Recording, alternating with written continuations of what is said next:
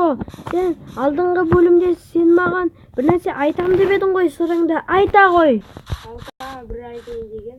Сен бірінші үстіңдегі шеш, сосын барып айтағын. Онда екеуміз де бірдей шешеміз. Иә, жарайды. Ал кет.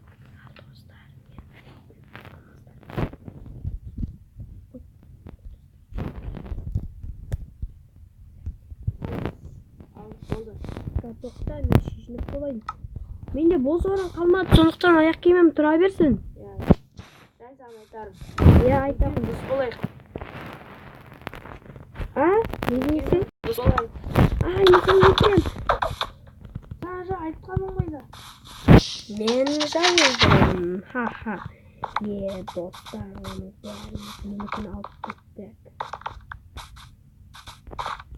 Қазір мұң емес екен. Үйінде олар және алғыр болатын. Ха-ха-ха. Сіздермен болған мен Брат Кейзет және де Ернар Кейзет. Сау болыңыздар, достар.